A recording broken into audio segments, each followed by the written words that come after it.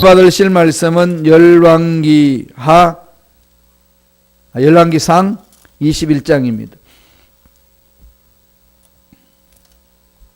열왕기상 21장 17절에서 24절까지 말씀이 되겠습니다. 열왕기상 21장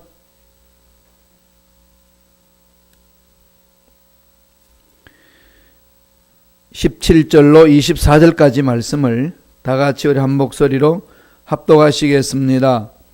야훼의 말씀이 디셉 사람 엘리야에게 임하여 이르시되 너는 일어나 내려가서 사마리아에 있는 이스라엘의 아합 왕을 만나라. 그가 나봇의 포도원을 차지하러 거리로 내려갔나니 너는 그에게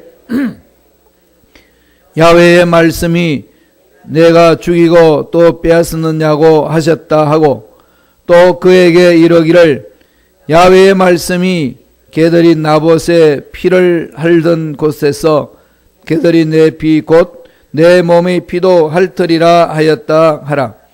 아합이 엘리야에게 이르되 내 대적자여 내가 나를 찾았느냐?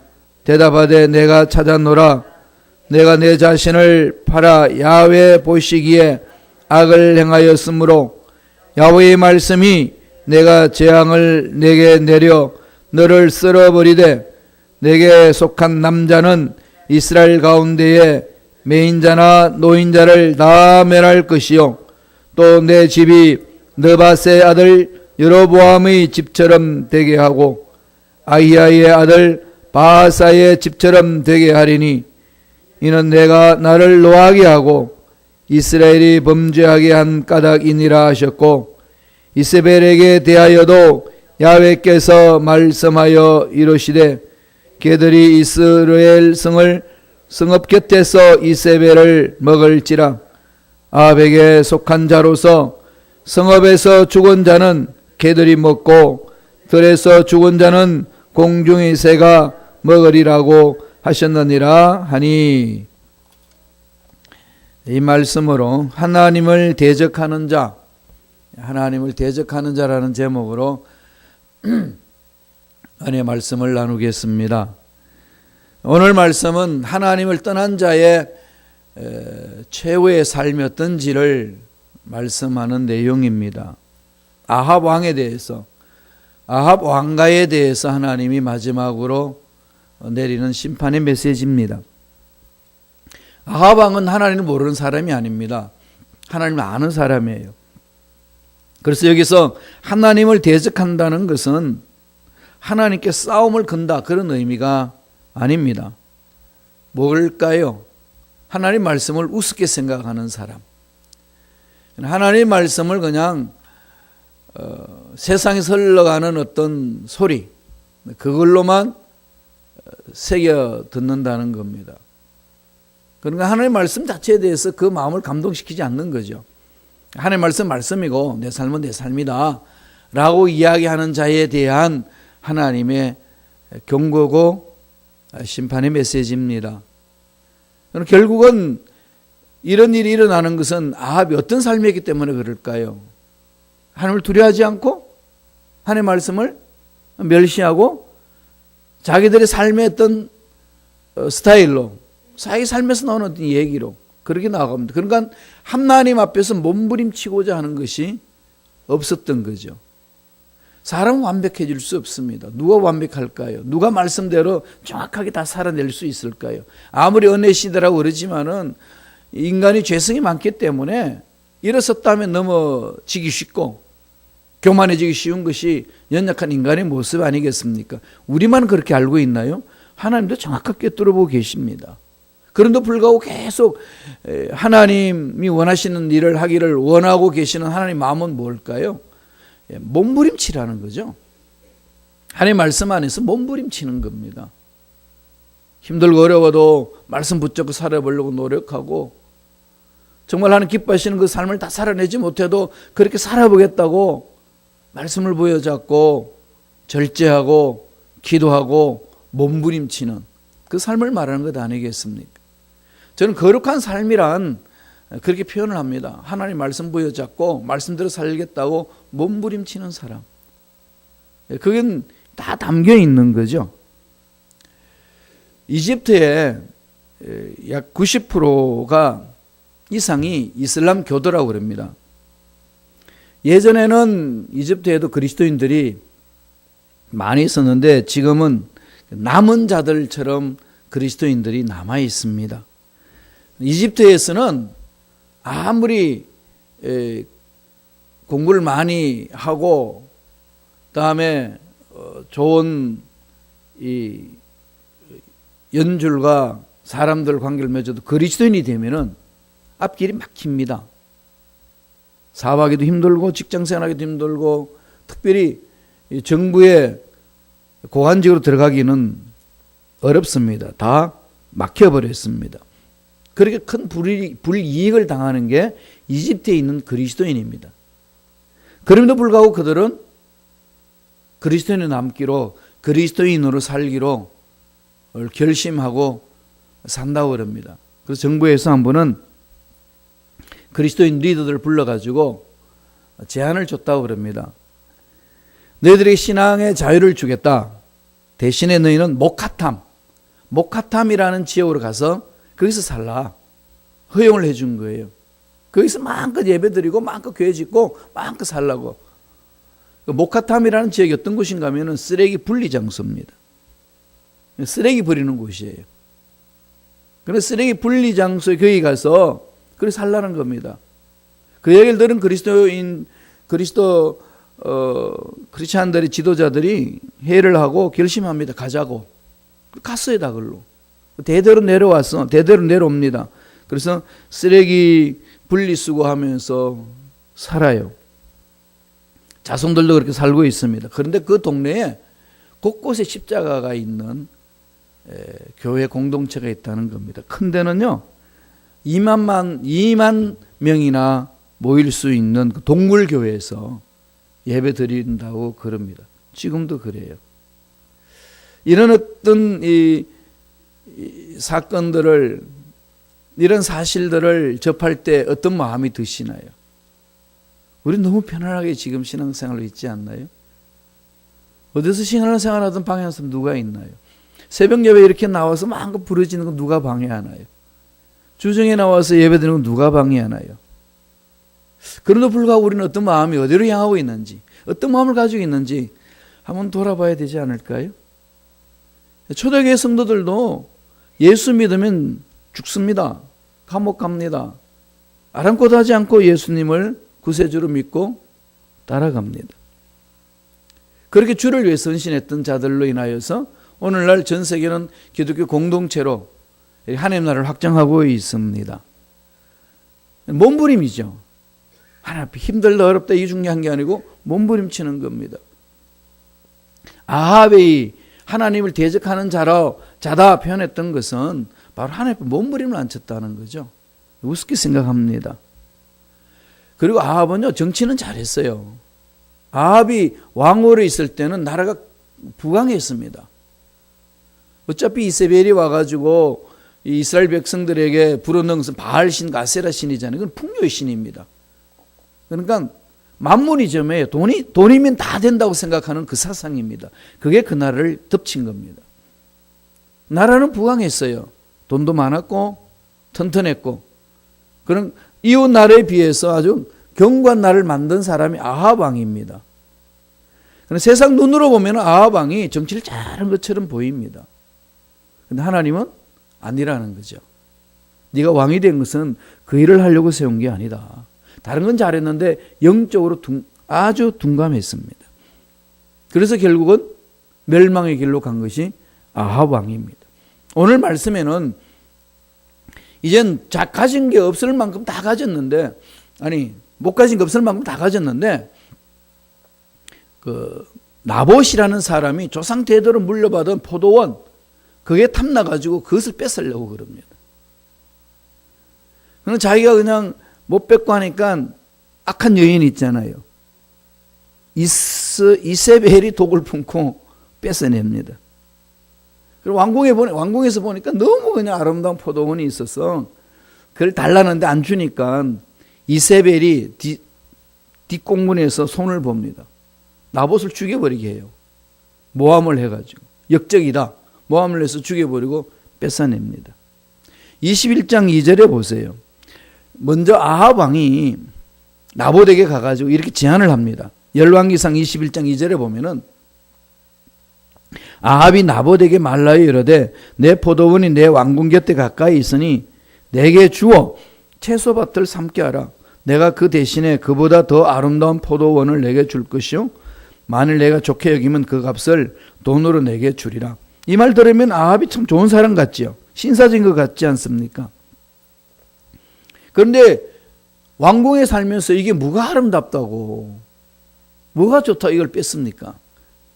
그리고 자기가 그냥 뺐을 만큼 권력이 있다고 해도 백성들의 잘 돼가는 그 포도원을 뺏는다는 것은 말도 안 되는 소리 아니겠습니까?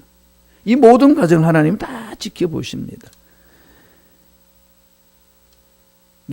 나봇 포도원이 좋다고 그랬지만은 그 당시 아합이 만드는 왕궁에 비하면요 아무것도 아닙니다.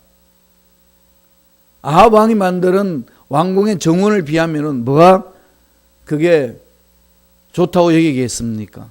그런데도 왜 뺏으려고 그럴까요? 하나님 떠난 사람의 특징이죠. 그러니까 끊임없이 자기가 원하는 것을 다 탈취해야만이 속이 시원한 그런 모습을 보여줍니다.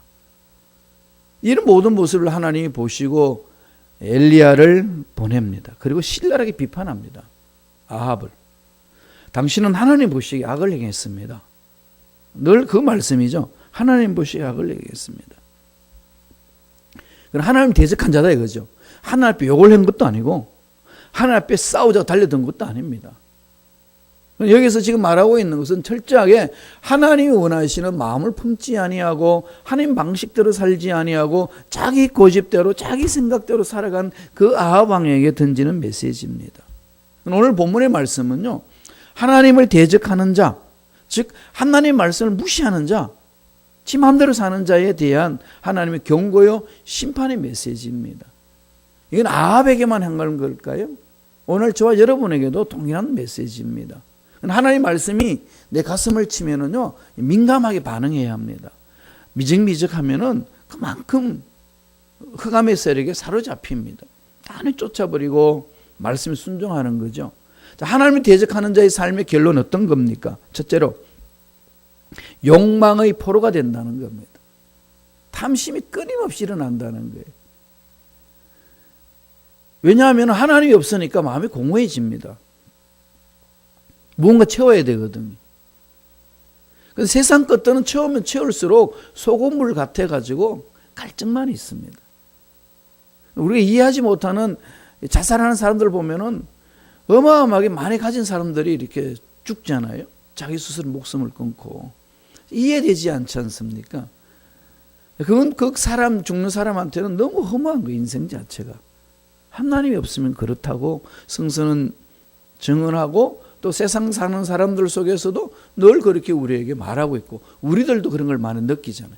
성령으로 충만하지 않으면 연약한지라 이게 참 신앙생활도 힘이 없습니다. 맛이 없지 않습니까? 그러니까 아합 왕은요 마음에 하나님이 없고 말씀을 무시하니까 뭔가 채워야 돼요. 그러니까 옆에 있는 거 좋은 것만 있으면 놔두지 않습니다.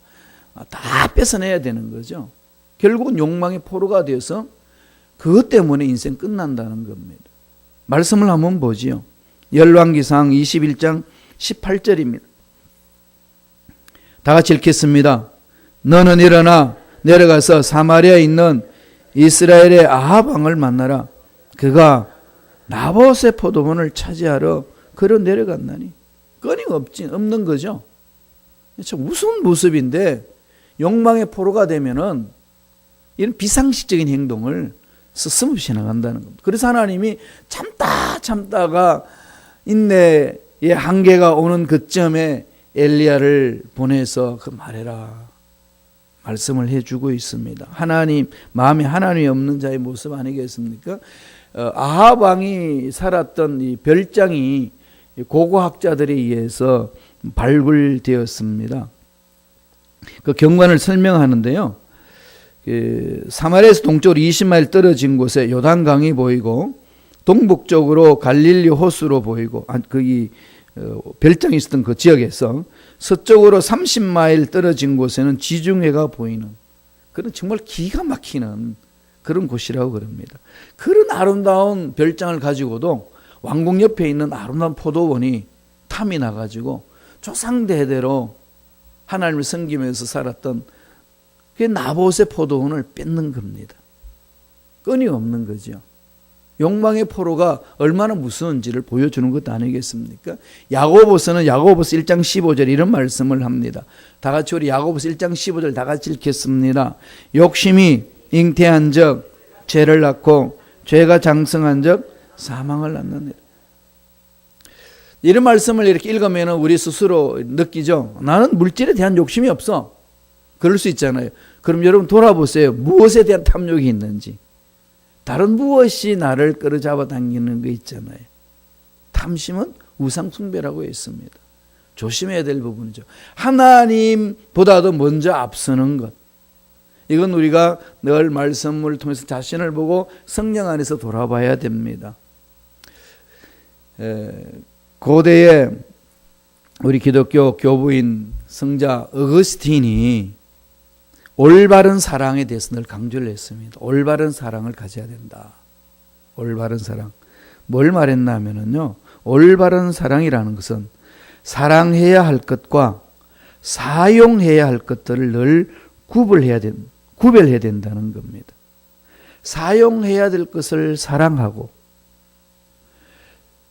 사랑해야 될 것들을 사용하게 되면은 그게 잘못된 사랑이라는 거죠. 예를 들자면은 사랑하라고 사람을 붙여줬습니다. 그리고 사용하라고 돈을 줬습니다. 그게 우리 인생살이잖아요. 신앙생활 나갈 때. 이걸 뒤집어 버릴 때 죄가 된다는 거죠. 참 깊은 명상 속에서 던져준 겁니다. 사랑해야 될 사람을 이용하고 이용해야 될 돈을 사랑하게 될 때에 죄악이 만연해진다는 거죠. 이걸 구분해야 됩니다. 구분하지 못하는 것은 하나님을 대적하는 자, 하나님 말씀을 저버린 자의 삶은 끌려간다는 거죠. 욕망의 포로가 된다는 것. 어느 누구도 예외 없습니다. 목사님이든 장로님이든 안수 집사님이든 권사님이든 평신도든 아름껏 하지 않고 누구나 다 노출되어 있습니다. 늘 돌아보라는 메시지입니다. 두 번째, 하나님의 대적하는 자 결과는 어떻게 이어진다고 그럽니까? 저주의 심판이 임한다.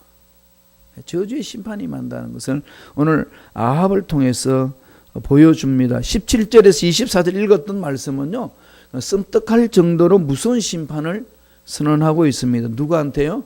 아합에게. 회개하지 아니하고 끝까지 고집부리고 나가는 자에게 선언하는 내용입니다.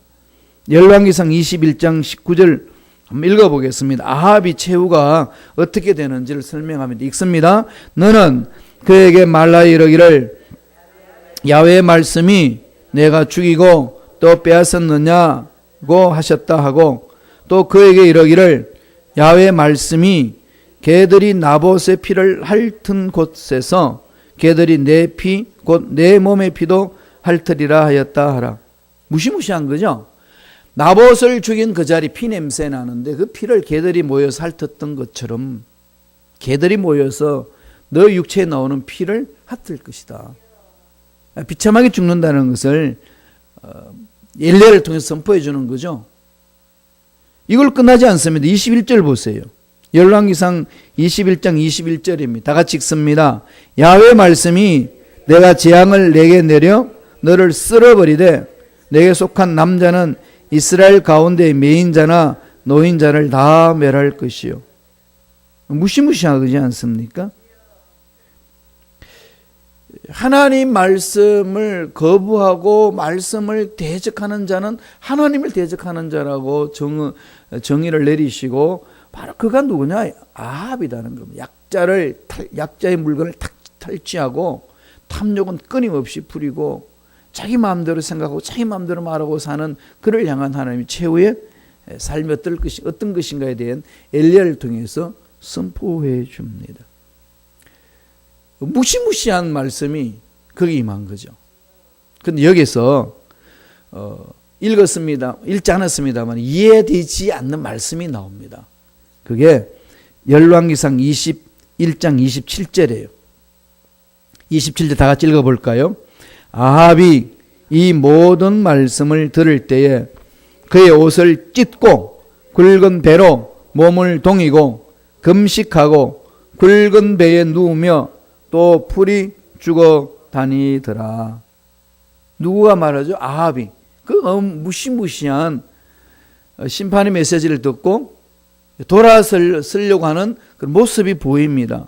옷을 찢고 굵은 배로 몸을 동이고 금식하고 굵은 배에 누우며 풀이 죽어 다니더라. 여러분, 이러한 모습을 어떻게 우리가 봐야 될까요? 회개하는 것 같잖아요. 21장 말고 22장에 가게 되면은 이게 가짜라는 것을 보여줍니다. 하는 척하는 거죠. 회개하는 척합니다. 죽는 척합니다. 마음에는 없어요. 이런 아합인데도 불구하고 하나님은 긍휼히 여겨줘요. 하나님의 사랑은 정말 무궁무진합니다. 이해할 수 없는 하나님의 사랑이죠. 그냥 단칼에 콱 이렇게 정리했으면 좋겠는데 안 합니다. 참 이해할 수 없는 부분이죠. 김정은이 자꾸 저기 미사일 쏘고 난리치는데 우리가 금식하고 기도하면 단칼에 하나님 칼이 날아가가지고 목을 착 쳐버리면 얼마나 좋겠어요. 이럴 때면 참 이렇게 하소연할 때 많습니다. 하나님 언제까지 이러시겠습니까? 근데 그럴 때 하나님 그래요. 니네 목은 네 목은 어떻게 할까? 이러면 참 할 말이 없는 거죠. 하나님의 사랑은 무궁무진합니다. 그러면서 하나님이 이런 말씀을 합니다. 29절에 보세요. 다 같이 우리 한 목소리 전체 읽어봅니다. 아합이 내 앞에서 겸비함을 내가 보느냐? 그가 내 앞에서 겸비함으로 내가 재앙을 저의 시대에는 내리지 아니하고 그 아들의 시대야 그의 집에 재앙을 내리라 하셨더라. 지금 아합에게 내리겠다는 재앙을 지금 유보하잖아요. 아들에게 내리겠다는 말은 뭐죠? 아합에 기회를 주는 거죠. 아들은 반드시 이렇게 재앙을 받을 것이라 이런 차원이 아니고 내가 너에게 내릴 이 재앙도 내가 유보한다. 그럼 아들은 아들 뒤에 또 다시 하나님 앞에 서면은 그건 자연히 이렇게 유보가 되니까. 그럼 궁극적으로 하나님의 마음은 어디에 있으신가요? 심판을 연기하고 돌아오라는 거죠. 하나님의 심판의 메시지를 듣고요. 왜 이렇게 무시무시합니까? 이걸로 끝내지 마시고요. 그렇게 하신 하나님의 마음을 읽어야 됩니다. 하나님이 말씀이 내 가슴을 치고 나를 뒤집을 때에 왜 저 강한 메시지가 나를 치나 이게 아니고요. 하나님이 나에게 돌아오라고 하는 사랑의 매다. 그렇게 생각하면 돌아보라는 거죠.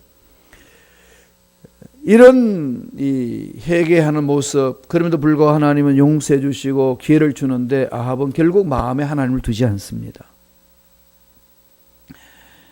전쟁에 승리를 몇 번 하고 뭐 계속해서 괜찮았던 거죠. 이런 상황 속에서 보니까 이제 내성이 형성이 된 겁니다. 뭐 그렇게 그냥 가는 거지 뭐. 그래서 이번 아람과 또다시 전쟁을 하게 됩니다. 그러니까 이제 전쟁 치러 간다고 그랬더니 정말로 정직하게 하나님의 말씀을 받아서 선포하는 이 선지자가 이번 전쟁 가면 집니다. 미가야 그렇게 하거든요. 그러니까 정확하게 말하는 미가의 말을 안 듣습니다. 그렇지 않고 거짓 선지자가 달콤하게 말해주는 거짓 선지자의 말을 듣습니다. 무슨 소리 합니까? 여태까지 이겼는데 또 이깁니다. 가십시오. 전쟁 치러 갑니다. 그때 그래도 미심쩍어가지고 보통 왕들은 전쟁 치러 갈 때 왕복을 입고 갑니다. 그래서 자기는 변장을 하는 거예요. 병사로 변장을 하고 그 다음에 남조 유다에 있는 왕 여호사밧 왕을 불러가지고 너는 왕복을 입고 가라. 이렇게 해서 전쟁터에 나가는데 이미 아람 군대의 아람 왕은 그 32명의 아람 군인 장수들에게 명령을 했습니다. 이스라엘 왕 아합 왕을 집중해서 공격하고 그를 죽여라. 그게 전략이었습니다. 그런데 아합은 몰랐던 거죠. 병사로 변장을 해가지고 갔는데 어떻게 됐나요? 34절에 22장 34절 먼저 앞당겨서 한번 보죠. 한번 읽어보겠습니다. 한 사람이 무심코 활을 당겨 이스라엘 왕의 갑옷 솔기를 마친지라 왕이 그 병거 모으는 자에게 이르되 내가 부상하였으니 내 손을 돌려 내가 전쟁터에서 나가게 하라 하였으나 갑옷 솔기에 맞았다는 거죠. 솔기가 뭔가 하면은요, 갑옷을 연결하는 작은 이음새예요. 그러니까 이렇게 철로 이렇게 덮는 그 이음새가 이제 솔기라는데, 거기에 화살이 들어가서 맞았습니다. 우연의 일치일까요? 하나님 심판이죠. 하나님 심판은 이렇게 정말 허무하게 그냥 찾아옵니다. 그럼 결국은 아합이 장깨를 부리며 살려고 몸부림쳤지만은 화살이 그냥 들어와서 그냥 그 자리에서 맞고 나가지 못합니다. 어떻게 됐을까요? 마지막 결론이 한번 앞당겨서 보죠. 38절에 있어요. 열왕기상 22장 38절. 다 같이 읽어봅니다. 그 병거를 사마리아 못에 씻음에 개들이 그의 피를 핥으니 야훼께서 하신 말씀과 같이 되었더라. 거기는 창기들이 목욕하는 곳이었더라. 한 왕이 끝나는 게 너무 허무하잖아요. 경고해 준 거죠. 그런데도 말 안 들었을 때 최종적인 겁니다. 심판은 그렇게 허무하게 와요. 마음에 걸리고 그만둘 일이 있으면 멈춰야 되는 거죠. 하나님의 말씀이 자꾸 나한테 경고하고 말씀이 내 마음을 두들기면은 멈춰야 됩니다. 나의 생각도 멈춰야 되고 나의 말도 멈춰야 되고 언제 하나님의 말씀 붙들고 가는 거죠. 그러나 끝까지 하나님의 말씀을 무시하고 대적하게 되면은 최후 결론은 이렇게 일어난다는 것을 우리에게 보여줍니다. 저와 여러분들이 지금 이렇게 살아서 신앙생활을 할 수 있고 새벽 예배 나올 수 있는 것은 무궁무진한 기회가 있는 거죠. 아합 왕에게 하나님이 끊임없이 기회를 준 것처럼 저와 여러분들에게도 끊임없이 기회를 줍니다. 한두 번 죄를 범했는데도 나는 괜찮더라. 뭐 지금도 괜찮겠지. 이런 생각을 갖지 말라는 거죠. 돌아서라는 겁니다. 돌아서는 자는 하나님이 받아주시고 예비하신 복으로 채워주십니다. 하나님은 우리 모두가 복받기를 원하고 행복하게 살기를 원하지 그냥 하나님의 심판을 받아서 저주받기를 원치 않습니다. 그런데 아합은 왜 그렇게 될까요? 무시하니까. 뭐에 무시하나요? 영적으로 무시하니까. 이세벨의 영향이에요. 이세벨은 맘몬이즘이 전부라고 믿은 여인입니다. 세상에 돈이 최고지. 무슨 야훼로 눈에 보이지 않는 야훼냐. 눈에 보이는 돈을 움켜쥐라. 결국은 정치적으로는 잘했는지 모르지만은 하나님 보시기에는 완전히 악한 왕으로 평가를 받습니다.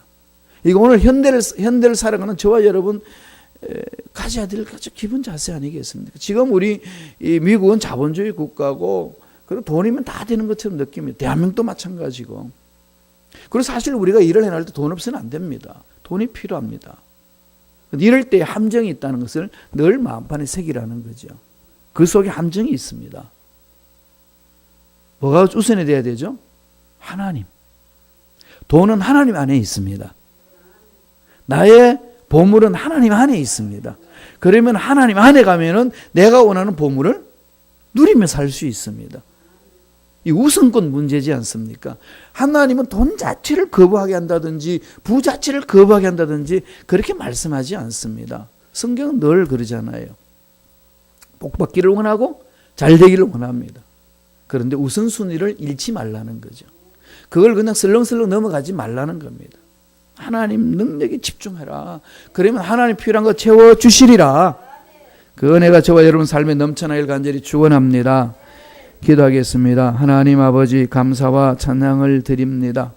오늘도 생명을 주셔서 하나님의 말씀을 듣게 하시고 하나님의 말씀을 보여잡고 기도하게 하시니 감사와 찬양을 드립니다.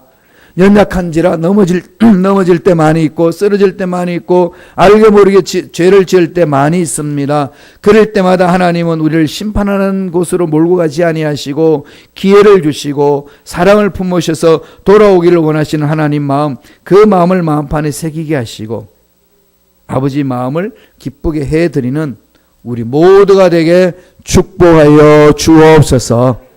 예수 이름으로 맹하노니 세상 일에 너무 분주하고 세상 문제의 마음이 다 뺏겨서 하나님이 기뻐하시는 것이 무엇인지도 생각지 않고 그냥 마음대로 살게 하는 마귀들은 사라질지어다.